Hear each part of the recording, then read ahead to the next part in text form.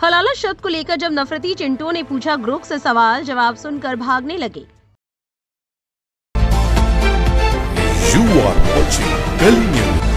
Grok इस वक्त बहुत जबरदस्त काम कर रहा है। ग्रोक बहुत सी बातों में सच बोल रहा है।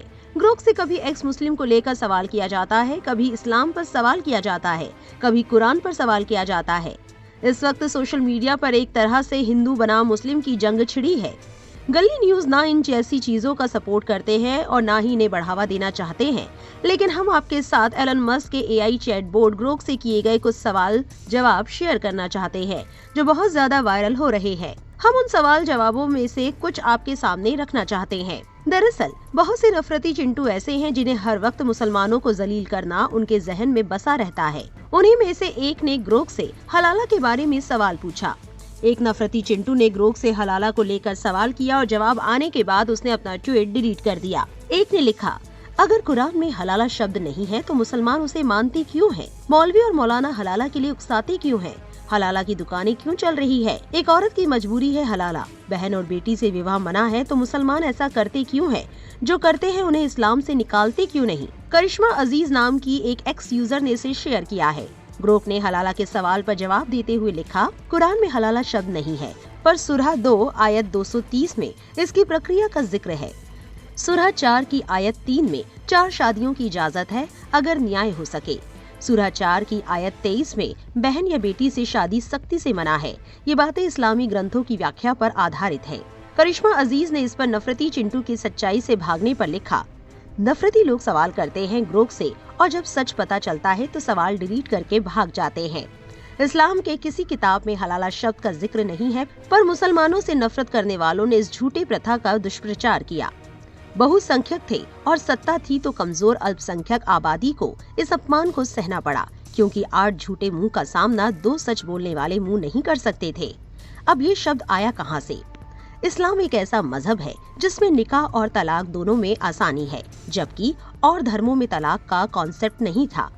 एक बार आप इस रिश्ते में गए तो जीवन भर इसे निभाना पड़ता था, भले ही आपका रिश्ता कितना ही दूषित क्यों ना हो। जबकि इस्लाम कहता है कि विकलांग दाम्पत्य जीवन से अच्छा है कि आप तलाक ले ले, क्योंकि साथ रहकर भी साथ ना रहना बहुत सारी समस्या को जन्म देता है। 3 तलाक से इस्लाम में आप शादी के बंधन से आजाद हो सकते हैं, पर ये इतना आसान था कि अगर इस पे कोई और सख्ती मुसल्लत ना की जाती तो छोटी छोटी बहस और झगड़ों में भी लोग तलाक दे देते। इसलिए ये हुक्म आया कि एक बार जिस औरत को तलाक दे देंगे उसके साथ दोबारा निकाह आप पर हराम होगा। पर अगर वो औरत किसी और से शादी करती है और वहाँ भी उसका तलाक हो जाता है, यानी प्री प्लान नहीं बल्कि नेचुरल, फिर वो औरत आप पर हलाल होगी।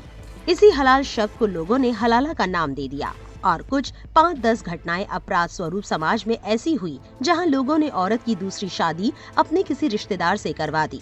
इस पर प्री प्लान के साथ कि तुम्हें उसे तलाक देना होगा ताकि वो दोबारा उस औरत से शादी कर सके, जबकि ये आप प्लान करके नहीं कर सकते। ऐसा करना अपराध की श्रेणी में आएगा और उतना ही अपराध है जितना कि एक बलात्कार। पिछले 50 सालों में शायद गिनकर 5 या 10 ऐसे अपराध सामने आए होंगे जिसकी न्यूज कटिंग या वीडियो लेकर पिछले 15 सालों से सोशल मीडिया पर घुमाया जा रहा है, ताकि इस्लामिक रीति रिवाजों पर कीचड़ उछाला जा सके, बदनाम किया जा सके।